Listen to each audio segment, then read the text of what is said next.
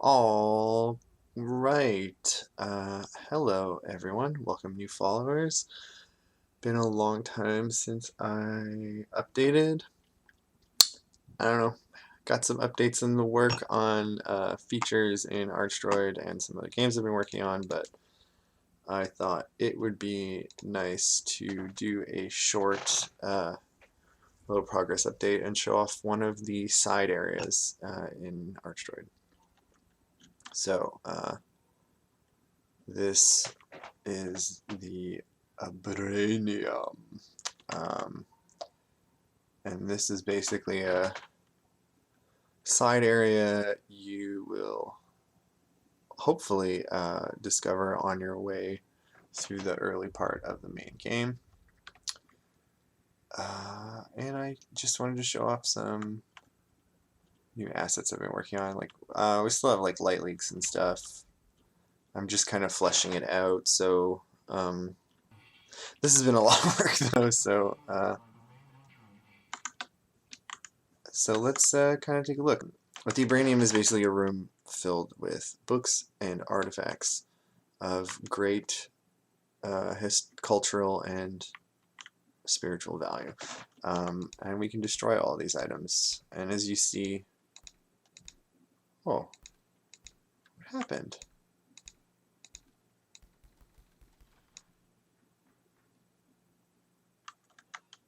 What happened to my paper?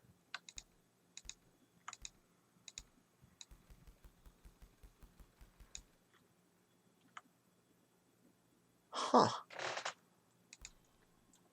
Okay. Well, some effects missing.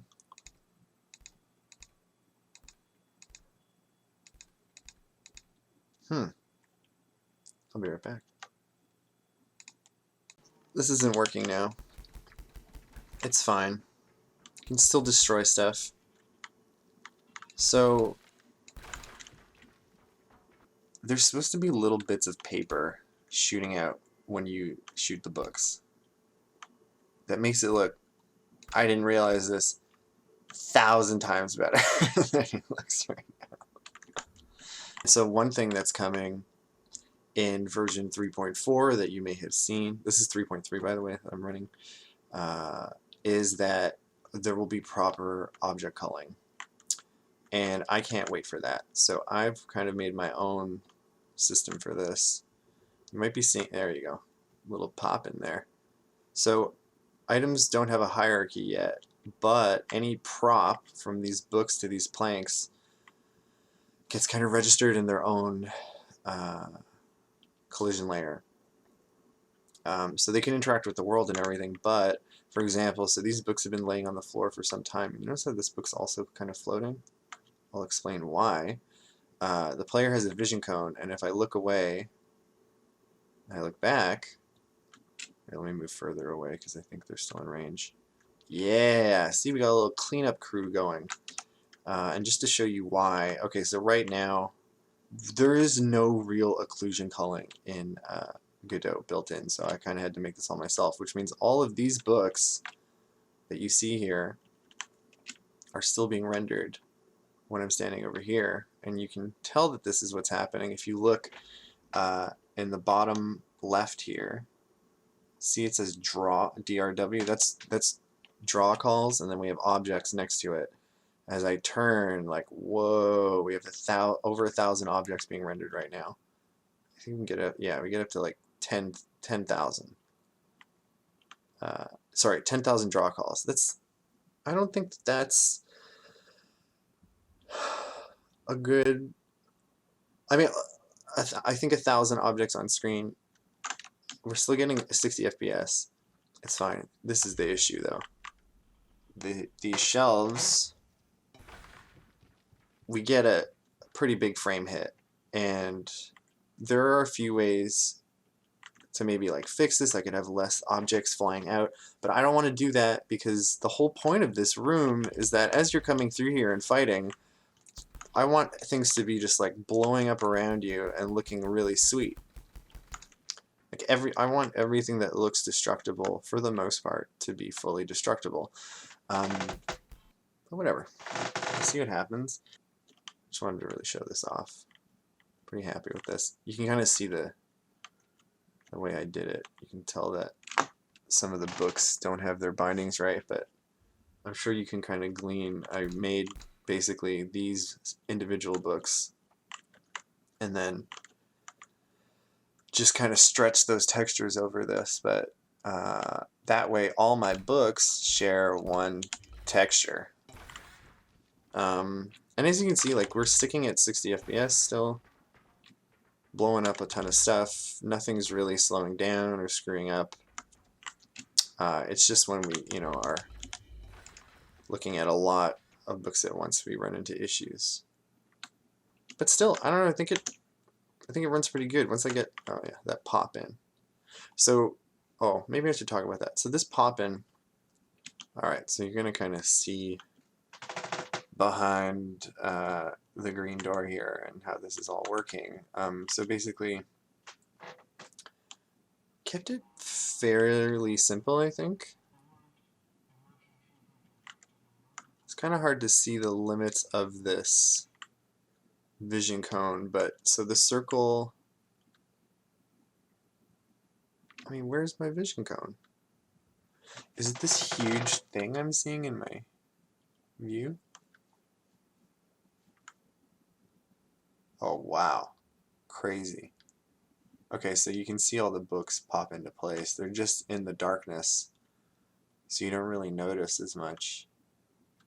Yeah, wow.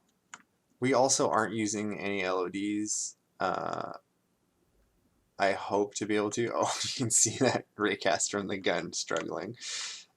Okay. Oh, here we go. Now we're having trouble. Oof. I think that's because we're rendering all of the collision shape information as well. But you can see, like, these are all physics objects. The game's physics process is 120 FPS, so kind of been working that way the whole time because I wanted the bullet physics to be really accurate. And last thing I wanted to talk about is some of the audio engine work I've done. Emergency beacon active in light and sound for 943 days. I'm gonna mute my mic in a sec to kind of give some like proper examples. But there's like a pretty, I think maybe interesting audio system working right now. And so I'm taking advantage of how Godot lets you use audio channels to add like reverb or whatever effects chain you have on your audio channels. And you can, you can find quite a few tutorials on how to set this up. But basically, I have 3 at the moment room styles. So a tight room that has very minimal reverb, like the damping is almost at the maximum. Like, and the idea is like it's supposed to be like a very snappy, dry, padded room. So any room that has like a tight corridor with a carpet, and then room standard is just kind of like a quite more echoey than I think a normal room is, but just to kind of like blend everything together and make it feel a little more bigger. I don't know. I'm kind of impressed with Godot's effects chains. Like whoever the people are who've made these, like, I think are doing a pretty good job. Like they're not like, they don't have the interface you would get on a nice VST, and Godot doesn't have that yet because that's such an insane feature to include in a game development engine. But who knows? But yeah, so, and then if we compare with the large room, I mean, it's still keeping the room small. Wow, that's crazy. That's like, I mean, I'm surprised that's how little they are. I don't know. I like subtle effects, I guess. All right. Anyway, I'll just play through a little bit, and you can hear the ambiance and everything. Let me know what you think, or if you are also uh, trying to create something atmospheric in Godot and have some advice. Alright, so here we go.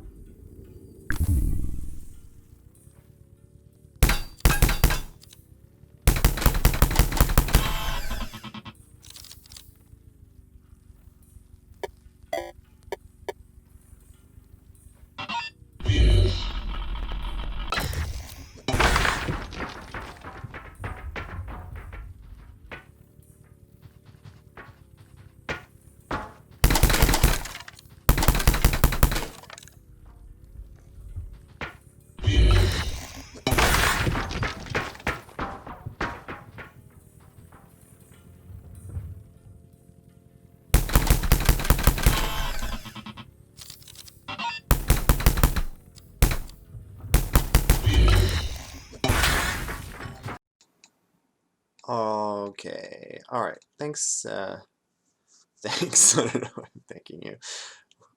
What have you done for me?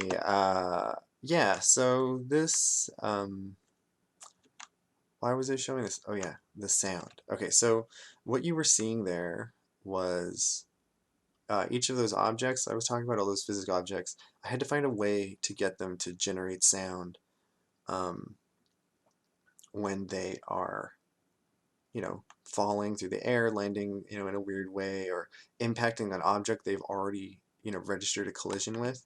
So, oops, let's grab that stuff. Um, oh, here, wait, oh my god, I'm getting all over the place. I want to show off this item sound again.